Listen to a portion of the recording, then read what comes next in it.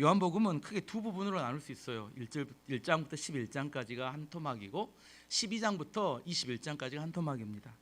전반부 1장부터 11장까지는 내용이 예수님께서 내가 누구인가에 대해서 알려주시는 겁니다. 내가 누구인지, 세례 요한이 예수님이 누구신지에 대해서 증거를 했습니다. 그리고 7가지 표적을 통해서 예수님이 누구신지를 보여주셨어요. 그리고 예수님께서 친히 여러 가지 비유와 가르침을 통하여 예수님이 하나님의 아들이시고 이 땅을 구원하러 오신 그리스도라는 사실을 직접 말씀해 주셨습니다. 여러분에게도 오늘 꼭 이 믿음이 있기를 원합니다. 그리고 오늘부터 시작하는 12장부터 21장까지는 이제 예수님께서 마지막 십자가 지시기 전 일주일간의 이야기, 이게 굉장히 길죠. 앞에는 굉장히 긴 기간인데 이 나머지 절반은 이제 예수님의 마지막 순환의 일주일을 이야기합니다. 그 순환의 일주일 중에 첫 번째 사건이 나사로의 여동생이었던 마리아가 예수님께 300데나리온이나 되는 값비싼 향유를 붓고 자기의 머리털로 예수님의 발을 씻기는 이야기가 나옵니다. 예수님께서 이것을 자기의 장례를 준비하는 그런 믿음의 행위였다 이렇게 이야기하시죠. 오늘 본문에 나오는 베다니에서의 잔치, 이 동네 잔치는 나사로의 집에서 벌어진 게 아니라 문둥병자였던 시몬의 집에서 벌어졌습니다. 마태복음 26장 6절 7절에 보면 예수께서 베다니 나병 환자 시몬의 집에 계실 때 한 여자가 매우 귀한 향유 한 옥합을 가지고 나와서 식사하는 예수의 머리에 부으니, 오늘 본문과 동일한 이야기입니다. 시몬은 원래 문둥병자였어요. 예수님께서 이 문둥병자를 고쳐주셔서 너무 감사해서 아마 자기 집에서 잔치를 벌였다고 생각이 듭니다. 그날 시몬의 집에서 벌어졌던 잔치는 문둥병을 고쳐준 것에 대한 감사와 나사로, 마리아, 마르다가 자기 나사로를 죽은 상황에서 부활시켜서 살려준 거에 대한 감사로 드려지는 감사 잔치였습니다. 근데 문제가 있었어요. 뭔 문제냐면 그때 당시에 사회 분위기가 이런 잔치를 참여하는데도 많은 용기가 필요했습니다. 왜냐하면 유대교의 지도자들이 예수님을 따르는 사람은 회당에서 출교를 시키겠다고 협박을 했어요. 우리는 아무런 느낌이 없지만 회당에서 출교를 당한다는 것은 그 사회적으로 매장되는 걸 의미합니다. 그 사회는, 이스라엘 사회는, 유대인 사회는 회당을 중심으로 이루어진 사회였기 때문에 회당에서 출교를 당하면 돈을 버는 문제나 여러 가지 사회 활동에 제약이 되는 겁니다. 그래서 근데 이제 나사로가 죽었다가 살아나게 되니까 더 많은 유대인들이 예수를 믿고 따르는 겁니다. 그것을 누가 힘들어요? 유대교의 지도자들이 그것이 이제 마음에 안 드는 겁니다.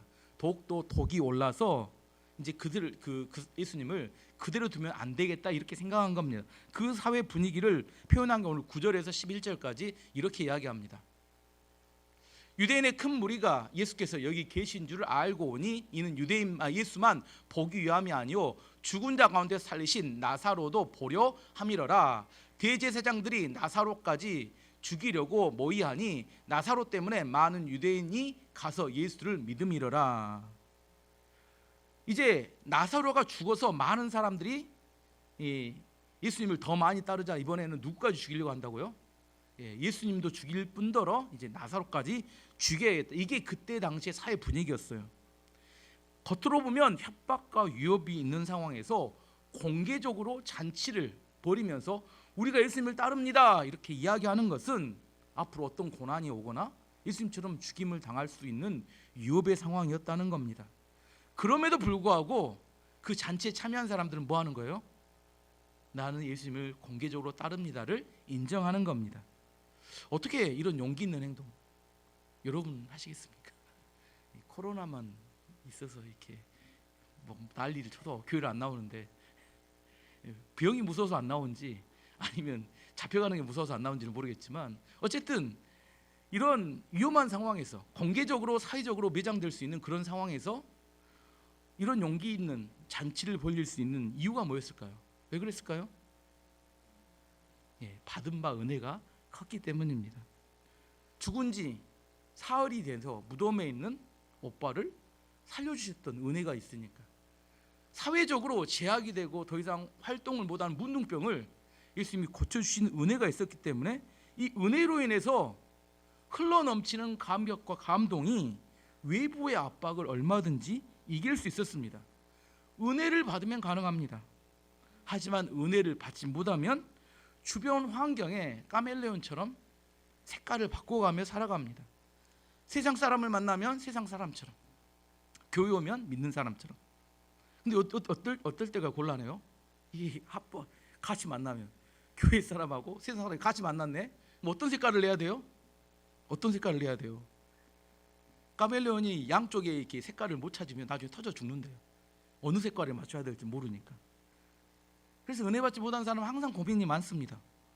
항상 눈치를 봐요. 지금 내가 어떤 색깔을 내야 될지, 빨간색인지 파란색인지. 지금 색깔을 지금 내야 되니까 내가 어떤 행동을 해야 될지. 오늘 본문을 보면 하나님께서는 항상 우리에게 없는 것을 내놓으라고 하지 않으시는 분입니다. 은혜 받았으면 은혜 받은 거에 대해서 감사와 영광을 돌리기를 원하신다는 거예요. 이번 한 주는 추수감사절 기간입니다. 어떤 사람이 감사할 수 있을까요? 어떤 사람? 은혜 받은 사람이. 은혜 받은 사람은 좀 부족한 답이에요. 사실 또 은혜를 받았는데 또 잊어버려요.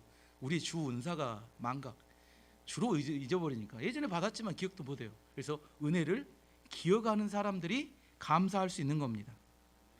은혜를 받고 은혜를 기억하게 되면 주변 상황에 상관없이 자신이 감사하기도 하고 내가 예수님을 따르는 사람인 것을 드러내고 인정합니다. 마태복음 10장 32절 33절 보면 누구든지 사람 앞에서 나를 시인하면 나도 하늘에 계신 내 아버지 앞에서 그를 시인할 것이요, 누구든지 사람 앞에서 나를 부인하면 나도 하늘에 계신 내 아버지 앞에서 그를 부인하리라. 마지막 심판 때 하시는 예수님의 말씀입니다. 마지막 심판 때 이 땅에서 내 이익이나 사람들 앞에 내가 예수님을 믿는 사람인 것을 공개적으로 드러낼 수 없다면 마지막 때 심판 때 나도 너희를 인정하지 않고 부인하겠다고 말씀하시는 겁니다. 불신자들 앞에서 내가 믿음이 있는 사람인 것을 드러내고 예수님이 하나님의 아들이시고 우리를 구원하러 온 그리스도라는 사실을 인정하는 것, 이것 자체만 해도 하나님께 영광을 돌리는 일입니다. 이걸 하셔야 돼요. 복음을 전하라는 이야기가 이건 두 번째 이야기고, 먼저 복음 전하기 전에 뭘 해야 돼요? 내가 누구인지를 분명히 해야 합니다. 제가 항상 이야기하죠. 뭐 어떻게 하면 드러낼 수 있다고요? 식사 기도할 때 좀 길게 기도하세요. 뭐 누가 지나간지도 모르고 길게 기도하세요. 내가 누구라고요? 밥 먹을 땐 하나님께 감사하는, 하나님 믿는 사람이라는 사실을 드러내고 인정하는 기도를 하세요. 복음을 전하라는 이야기 아니라 감사 기도하라는 이야기입니다. 여러분 직장에 가면 책상 위에 뭐 올려놓으라고요? 성경책 올려놓으세요. 안 읽든 물론 안 읽으면 제가 뭐라 하죠. 그럼에도 불구하고 내가 공개적으로 하나님 믿는 사람인 것을 드러내세요. 요즘 또 핸드폰이 있죠. 카카오톡 프로필 사진에 뭐 비슷한 거 많이 있잖아요. 내가 하나님 믿는 사람이 인정하는 그런 글귀나 사진이나. 핸드폰 컬러링도 마찬가지죠. 베다니의 잔치는 겉에서 위협과 공격과 압박이 있는 상황에서 믿음이 있는 것을 그들이 드러내는 걸 통하여 하나님께 영광 돌리는 그런 잔치였다는 겁니다. 예수님을 부끄러워하지 않았어요. 그들은 예수님을 자신 있게 자신의 구주라고 인정했다는 겁니다. 이게 중요합니다. 여러분 교회 안에서만 큰 소리 치지 마시고 교회 밖에 나가서 여러분 예수님 믿고 예수님 여러분의 구주라는 사실을 인정하고 드러내시기 바랍니다. 이 베다니 잔치를 좀 더 살펴보면 1절 2절 한번 살펴보면, 6월절 엿새 전에 예수께서 베다니에 이르시니 이곳은 예수께서 죽은 자 가운데서 살리신 나사로가 있는 곳이라. 거기서 예수를 위하여 잔치할새 마르다는 일을 하고 나사로는 예수와 함께 앉은 자 중에 있더라. 재미있는 것은 사람은 기질이 잘 안 바뀐다는 거예요. 예전하고 똑같습니다. 사람은 기질도 하나님이 사용하십니다. 마르다는 어디 있었어요? 아마도 부엌에서 또 열심히 일하고 있었습니다. 이 마르다는 예수님께서 자기 집에 오셨을 때도 어디 있었어요? 부엌에서 열심히 일하고 있었습니다. 분주했습니다. 그건 나쁜 건 아닙니다. 근데 문제는 뭐냐면 열심히 일하다가 어느 순간에 지쳐요. 탈진합니다. 하나님의 은혜의 공급이 없으면 탈진해요. 그러면 문제가 생겨요. 탈진하지만 않는다면 마르다와 같이 헌신하는 사람은 많은 사람에게 은혜도 끼치고 위로도 주는 사람이에요. 탈진만 안 하면. 근데 탈진하게 되면 어떻게 돼요? 이제 말로 다 공을 갚아버립니다. 온갖 불평 원망이 입에서 쏟아져 버리니까. 이 탈진 안 해야 합니다. 하지만 마르다의 사역도 충분히 많은 사람에게 은혜를 끼치고 위로를 줍니다. 두 번째는 나사로. 나사로는 성경에 한마디도 하지 않아요. 아주 과묵합니다. 말이 없어요. 나사로의 주로 하는 일은 뭐예요? 예수님 옆에 앉아서 밥만 먹습니다. 말을 안 해요. 근데 그 사람은 존재하는 것만 그 자체만으로도 많은 사람에게 은혜를 끼칩니다. 왜요? 죽었다 살았으니까. 이게 특별한 은사가 있는 게 아니에요. 그냥 말 안 하고 예수님 일단 밥 먹고 있잖아요. 그러면 그 자체가 은혜예요. 저 사람이 잔치에 왔네? 그 나사로를 보려고 사람들이 몰려든다니까요. 말을 하지 않아. 어쩌면 말하면 더 문제가 될 수 있어요. 말 않고 가만히 밥만 먹어도 은혜를 끼치는 사람들이 있습니다. 오늘 근데 하이라이트는 마리아죠. 마리아는 헌신의 하이라이트입니다. 마리아는 전과 같이 예수님의 발 앞에서 조용히 예수님의 말씀을 듣고 있었습니다. 한참 잔치가 진행되는데 마리아가 갑자기 벌떡 일어나더니 예수님 발 앞으로 왔어요. 그리고 전혀 예상하지 않았던 놀라운 모습을 보여줍니다. 3절 말씀 보면 마리아는 지극히 비싼 향유 곧 순전한 나드 한 근을 가져다가 예수의 발에 붓고 자기 머리털로 그 발을 닦으니 향유 냄새가 집에 가득하더라. 유대인 여자들은 결혼을 위해서 이렇게 향유를 준비하죠. 근데 향유를 준비해서 결혼 지참금으로 가져가야 되는데 그날 그 마리아는 그 향유 비싼 향유 300데나리온을 낸다고 하죠. 그것을 이렇게 딱 뽀겠습니다. 그 예수님의 발에 콸콸콸콸 부어버렸어요. 원래 그 향유는 어떻게 하냐면 찍어서 바릅니다. 여러분 향수 쓰시면 알죠? 향수를 칙칙칙 이렇게 뿌리지 않죠. 한번 칙 뿌리는 거죠. 근데 그걸 이렇게 전체 따가지고 그냥 다리에 확 부어버렸어요. 한 데나리온은 하루 품삯 이야기하기 때문에 300데나리온은 거의 1년 연봉에 가까운 돈입니다. 이게 얼마나 비싸냐 하면 여러분이 받고 있는 연봉 3천, 5천, 7천 여러분 기준에서 연봉 정도 된다고 생각하시면 될 것 같아요. 그것을 한번 부으면 끝납니다. 이거 부으면 안 되고 어떻게 해야 돼요? 찍어 발라야 된다니까요. 근데 그걸 다리에 부어버렸어요. 그리고 자기 머리털로 예수님의 발을 정성스럽게 씻었습니다. 순간적으로 그 잔치에 참여한 모든 사람들이 깜짝 놀랐습니다. 왜? 저렇게 비싼 것을 저렇게 비싼 것을 그리고 자기의 머리털로 어떻게 예수님의 발을 씻길 수 있을까? 충격의 도가니였습니다. 향유는 마리아가 들을 수 있는 물질적인 최선이었고 그의 머리털은 그가 드릴 수 있는 인격적인 최선이었습니다. 가장 낮은 자세로 가장 자기가 드릴 수 있는 최대한의 것을 드렸습니다. 이걸 뭐라고 하냐면 이걸 예배라고 합니다. 이걸 경배라고 합니다. 예배나 경배는 뭐냐? 자기의 가장 낮은 자세로 자기의 최대한의 것을 드리는 것을 예배라고 합니다. 이게 중요한 의미가 있는 건 뭐냐면 예수님께 이렇게 하는 행동이 마치 사람에게 하는 게 아니라 하나님께 드리는 예배와 경배의 모습이었다는 겁니다. 마리아는 주님은 그리스도시고 하나님의 아들임을 이렇게 고백하지는 않았지만 그의 예배하는 모습을 통해서 당신은 하나님이십니다를 몸으로 헌신으로 보여주는 표현이었습니다. 우리가 드리는 예배도 한번 돌아봐야 합니다. 예배 시간에 늦지 마셔야 됩니다. 하나님 만나는 시간인데 지각하고 하는 거 사람 만나도 지각하는 거 하나님 안 좋아하시는 여러분 누가 이렇게 지각하면 안 좋아하잖아요. 하나님도 별로 좋아하지 않으십니다. 우리가 어떻게 예배를 드리는가? 근데 마리아가 드리는 이런 깜짝 놀랄 많은 헌신 왜 이렇게 헌신을 할 수 있었다고요? 왜? 받은 바 은혜가 크기 때문입니다. 받은 바 은혜가. 오빠가 가정에 있는 유일한 남자였어요. 그때 당시 사회 분위기는 여자는 사회 활동을 못합니다. 돈을 벌 수가 없어요. 그래서 오빠가 만약 죽어버리면 경제 활동을 할 사람이 없기 때문에 그 가정은 거의 파산할 수밖에 없습니다. 근데 그 오빠를 살려준 것은 마리아에게 있어서 잃어버린 인생을 되찾아준 거나 동일한 의미였습니다. 아직도 우리는 생각합니다. 1년 연봉 그거 너무 지나친 것 아니냐. 하지만 죽은 오빠를 살려준 은혜와 1년 연봉의 향유 이게 지나칠 수 있을까 생각을 하게 됩니다. 마리아는 그 오빠를 살려준 예수님께 할 수 있는 한 최대한을 다해서 받은 은혜와 사랑에 대해서 보답하고 싶었습니다.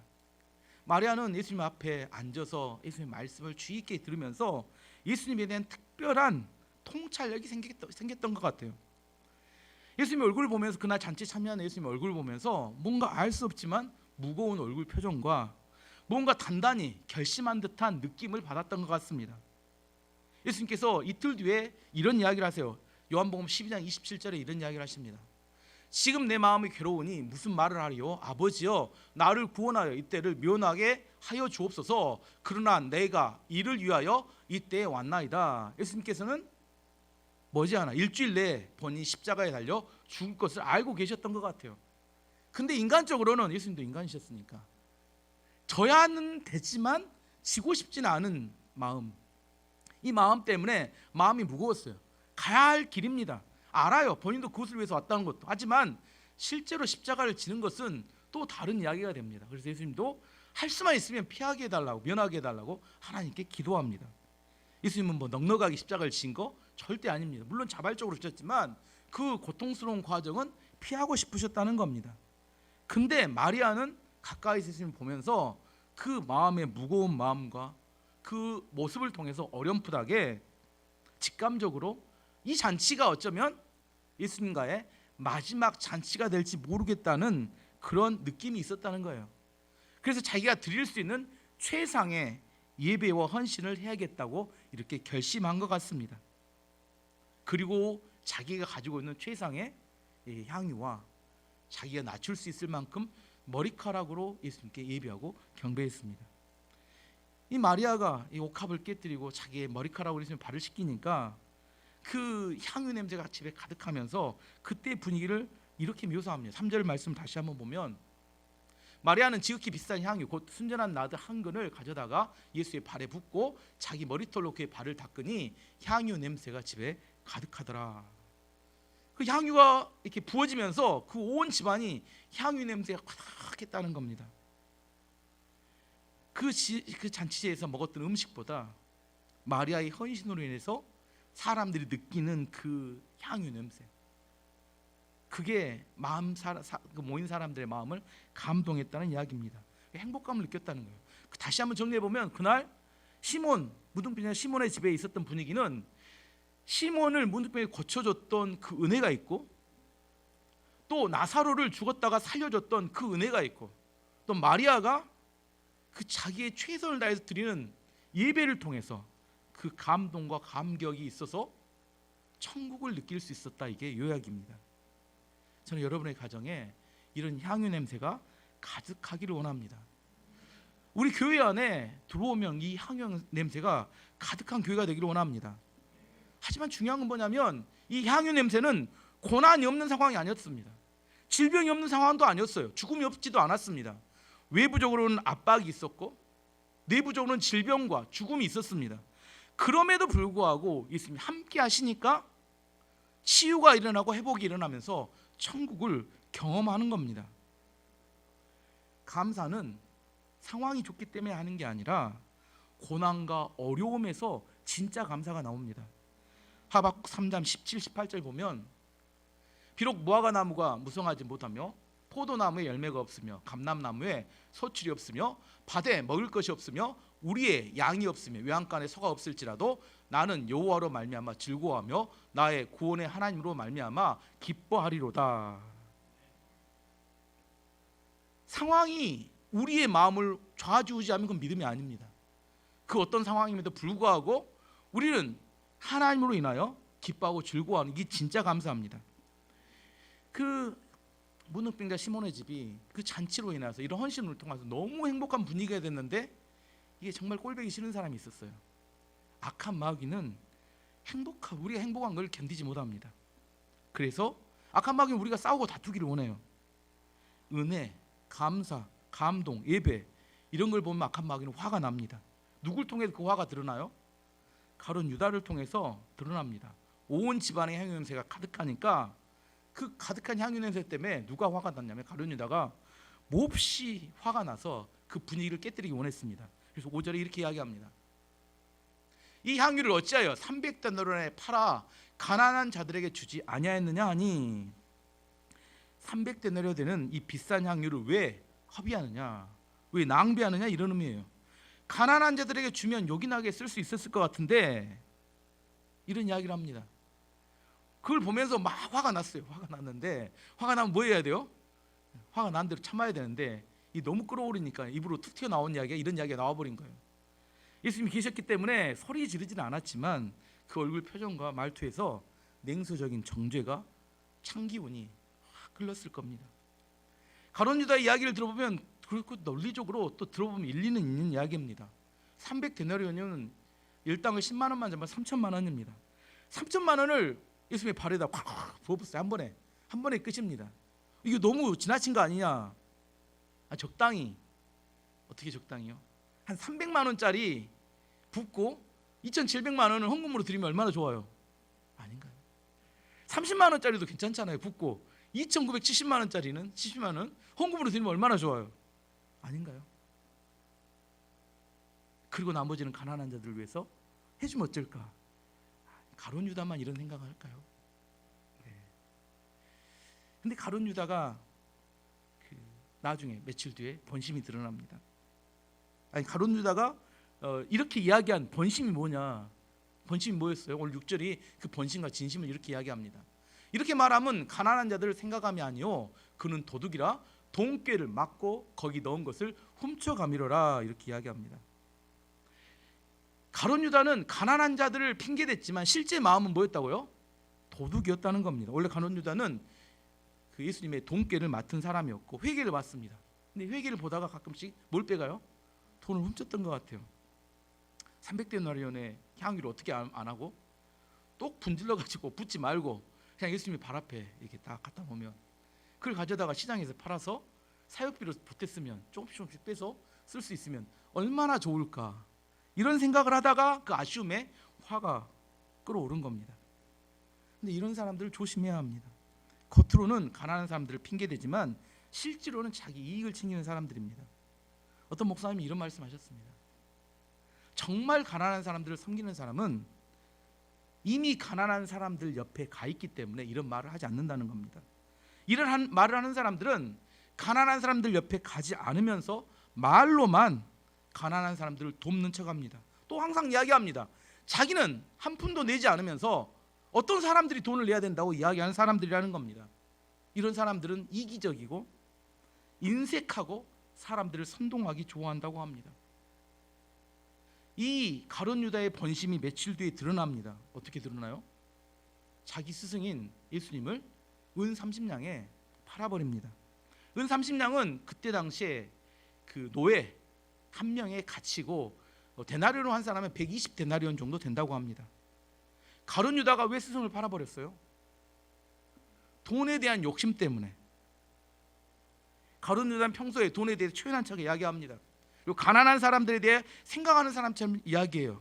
하지만 그의 마음은 돈에 대한 욕망이 가득했고, 그 욕망이 가득한 가룟 유다에게 뭘 던져요? 사탄이, 마귀가 미끼 한번 탁 던지니까, 야, 예수님 팔면 얼마 생길 수 있어?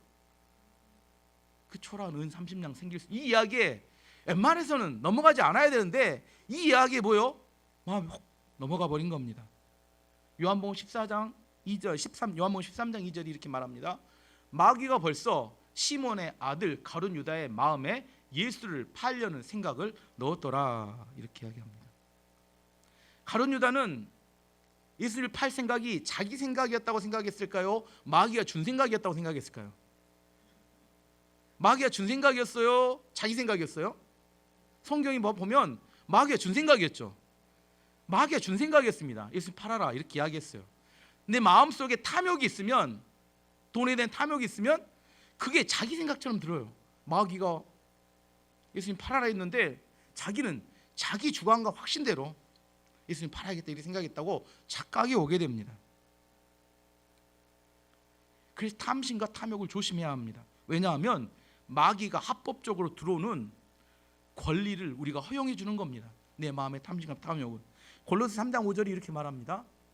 그러므로 땅에 있는 지체를 죽이라. 곧 음란과 부정과 사욕과 악한 정욕과 탐심이니 탐심 곧 우상 숭배니라. 마귀는 언제나 가난한 자들을 핑계댑니다. 그리고 정의의 이름으로 사람들을 선동합니다. 겉으로는 의로운 말을 하지만 안에는 주판알을 튕기면서 계산하고 있어요. 겉으로는 선한 말을 하지만 속으로는 탐욕이 가득합니다. 이런 사람들의 눈에는 사랑은 뭘로 보이냐면 허비로 보입니다. 이런 사람들 눈에는 사랑은 낭비로 보여요. 가룟 유다를 조심해야 합니다. 이 사람들의 특징은 인색함입니다. 사랑을 모릅니다. 또한 은혜도 모릅니다. 그리고 헌신하는 사람들을 책망합니다. 다른 사람이 마음이 뜨거워지면 어떻게 돼요? 찬물을 끼얹어 버립니다. 그리고 분노합니다. 누구를 위해서 한다고요? 가난한 자들을 위해 한다고 분노해요. 예수님께서 이 가룟 유다를 보시면서 뭐라고 하시냐면 차라리 태어나지 않았으면 참 좋았겠다고 그렇게 안타까워하셨습니다. 마리아가 이 가룟 유다에게 이렇게 비난을 당하고 있을 때 예수님께서 마리아가 가룟 유다에게 비난을 당하고 있을 때 예수님께서 마리아를 보호해 주시죠. 그게 7절 8절에 나옵니다. 예수께서 이르시되 그를 가만두어 나의 장래할 날을 위하여 그것을 간직하게 하라. 가난한 자들은 항상 너희와 함께 있거니와 나는 항상 있지 아니하리라 하시니라. 예수님께서는 이 마리아의 헌신은 나의 장래를 준비하는 것이다 이렇게 말씀해 주셨어요. 예수님은 마리아의 마음을 알았습니다. 어떤 마음으로 했는지. 마리아도 예수님의 마음을 알았죠. 제가 요한복음 강의 이걸 뭐라고요? 친밀함이다 이라겠죠. 예수님의 마음도 알고 예수님도 마리아의 마음을 아셨습니다. 그리고 마리아 헌신에 예수님께서 축복해 주십니다. 마태복음 26장 13절 보면 내가 진실로 너희에게 이르노니 온 천하에 어디서든지 이 복음이 전파되는 곳에서는 이 여자가 행한 일도 말하여 그를 기억하리라 하시니라. 복음이 전해지는 곳마다 예수님이 증거되는 곳마다 이 여자의 이 행한 것들이 모든 사람에게 알려질 것이다. 이게 얼마나 영광스러운 일입니까? 우리가 돈이 있고 시간이 있다고 잘 사는 거 아닙니다. 우리에게 주어진 돈과 시간을 얼마나 의미 있고 가치 있는데 사용하느냐 이게 중요합니다. 마리아는 뭘 놓치지 않아요? 때를 놓치지 않았어요. 제가 항상 이야기합니다. 인생의 중요한 타이밍이라고. 무엇을 하는지보다 더 중요한 것은 언제 하는지입니다. 예수님은 일주일밖에 시간이 없었어요. 마지막 잔치라는 사실에 대해서 직감적으로 마리아는 알았습니다. 그래서 뭐예요?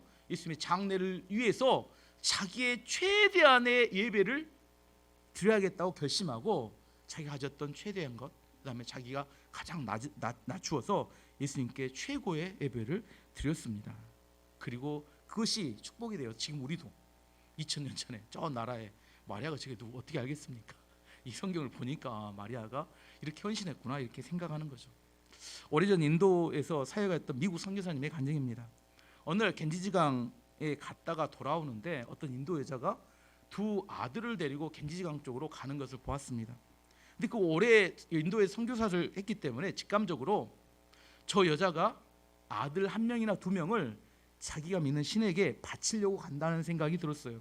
그래서 그 여자에게 뛰어갔습니다. 그리고 왜 그렇게 미련한 일을 하려고 하느냐 간절한 마음으로 설득을 했어요. 하지만 그 여자는 완강하게 거절을 하더랍니다. 그래서 불쌍한 아이들을 봤더니 한 아이는 너무나 잘생겼고 한 아이는 몸이 붉고 장님이더래요. 아무리 설득해도 말을 듣지 않았기 때문에 집으로 돌아왔고 조금 시간이 지나서 하도 궁금해서 다시 겐지지강 쪽으로 나가봤더니 그 여자가 한 명은 드렸던지 한 아이만 손을 잡고 데리고 나오더라는 겁니다. 그래서 그 여자에게 얼른 가봤더니 불구의 장님인 아이들을 데리고 나오더랍니다. 그래서 선교사에게 물었습니다. 선교사님이 물었대요. 신에게 바치려면 앞으로 살아갈 것이 답답한 너무 힘들 것 같은 장애가 있는 아이를 드리지 왜 굳이 잘생긴 아이를 바쳤느냐. 그랬더니 그 여인이 대답하기를 미국에서는 어떤 신을 믿고 있는지 저는 모르지만 인도에서 우리가 믿는 신은 우리의 최선의 것을 기대하고 있다고 배웠고 그렇게 믿고 있습니다. 좋은 아이를 드려야지 어떻게 안 좋은 아이를 드리겠습니까? 이렇게 이야기하더래요. 우리의 신앙생활 한번 점검하고 돌아봐야 합니다. 우리가 믿는 하나님은 힌두교의 신보다 훨씬 위대한 하나님입니다. 자기의 독생자 아들을 우리를 위해서 십자가에 달리게 하셨고 또한 예수님은 우리가 믿는 예수님은 자신의 몸을 친히 십자가에 달려서 우리를 구원하신 분입니다. 웨기라는 선교단체에 C.T. 스터드라는 선교사님이 계시는데, 그는 캠브리지 대학을 나왔고 좋은 집안 출신의 성공이 보장된 인생이었습니다. 근데 너무 많은 은혜를 받다 보니까 그래서 선교사를 가기로 작정을 하고 헌신했습니다. 근데 주변 사람이 다 말리는 겁니다. 너같이 전도 유망하고 성공이 보장된 네가 굳이 선교사로 가야 하겠느냐. 저도 가끔 듣는 이야기입니다. 네까지 목회를 할 필요가 있겠느냐, 이런. 그것은 너무나 큰 희생이 아니냐, 이렇게 물어보더래요. 그때 C.T. 스터드가 이야기한 이야기가 유명하죠. 예수님께서 나를 위하여 죽으신 것이 확실하다면 그 어떤 희생도 크다고 할 수 없습니다. 우리가 믿는 하나님이 힌두교의 신보다 못하는 분은 아닙니다. 우리는 하나님은 사랑이시다 이렇게 이야기할 때 우리가 어떻게 대해도, 우리 함부로 대해도, 마음대로 해도 되는 하나님이다 이렇게 생각하는 오해가 있습니다. 하나님이 사랑이시다는 것은 우리가 어떤 죄를 짓더라도 진심으로 회개하고 하나님께 나아가면 다시 기회를 주시고 회복한다는 의미지, 아무렇게나 대해도 되는 그런 하나님을 이야기하지 않습니다. 사무엘상 2장 30절 이하에 2장 30절 하반절에 이렇게 이야기합니다. 나를 존중히 여기는 자를, 하나님 말씀하십니다. 나를 내가 존중히 여기고 나를 멸시하는 자를 내가 경멸하리라. 잘 생각해 봐야 합니다. 하나님이 사랑이시기 때문에 마음대로 대해도 되는 그런 하나님 아닙니다. 우리가 하나님을 존중하면 그분이 우리를 존중해 주지만 우리가 하나님을 멸시하면 하나님 우리를 경멸하시겠다 이렇게 말씀하시는 겁니다. 마태복음 10장 30절에 이렇게 말합니다. 아니네요. 마가복음이었나 보네요. 내 마음을 다하고 목숨을 다하고 뜻을 다하고 힘을 다하여 주 너의 하나님을 사랑하라. 하나님을 사랑할 때 어떻게 사랑하냐면 마음을 다해서 사랑하래요. 그냥 대충 사랑하지 말고, 어떻게 대해도 된다 이렇게 생각하지 말고 마음을 다해서 사랑하라고 합니다. 오늘 마지막으로 점검해 볼 신앙의 점검. 여러분은 하나님을 사랑하고 있습니까? 사랑하십니까? 예수님을 사랑한다면 그 사랑을 어떻게 표현하고 있습니까? 여러분 어떻게 표현하고 있습니까? 그 표현한 여러분의 사랑은 헌신적입니까? 아니 말로만 하고 있습니까? 어쩌면 우리가 오늘 점검해 볼 것은 예수님을 믿는 사람인지 교회만 다니는 종교인지 한번 생각해 보아야 한다는 겁니다. 진짜 믿음이 있고 진짜 예수님을 인격적으로 만나게 되면 그분 앞에 우리의 예배가 달라지고 우리 인격적인 삶이 달라질 수밖에 없습니다. 그게 달라지지 않고 모조품이기 때문에 우리는 하나님의 능력을 경험하지 못합니다. 내가 기도해도 응답하지 않는데요. 응답하지 않으신 게 아니라 내가 진짜로 하나님 앞에 기도하지 않기 때문입니다. 응답하지 않는 게 아니라 진짜 내가 하나님의 말씀대로 순종하지 않기 때문입니다. 성경에 나와 있는 그 살아계신 하나님 앞에 우리의 삶을 맡기고 실제로 그를 의지해서 믿음으로 살아가게 되면 반드시 우리 인생 안에 놀라운 기적과 같은 변화가 나타납니다. 이번 한 주가 추수감사절 특별 새벽기도입니다. 그리고 다음 주에 성찬식이 있습니다. 추수감사절 예배라는 것은 1년 동안 우리에게 감사로 주신 것들을 돌아보고 감사하는, 우리 훈련하는 절기입니다. 힌두교는 아들을 드렸는데 일주일 새벽도 못 드리면 우리 어떻게 해야 돼요? 아무리 생각해도 저는 답 없습니다. 힌두교는 아들을 드리는데 일주일 새벽도 못 드리면 어떻게 해야 합니까? 이번 한 주간 은혜를 기억해내는 한 주가 되기를 원합니다. 이건 기억해내야 합니다. 은혜가 많아요. 1년을 살아가면서, 우리 평생을 살아오면서 얼마나 많은 은혜를 주시고 우리를 달리 하나님께 이끌어 가십니까?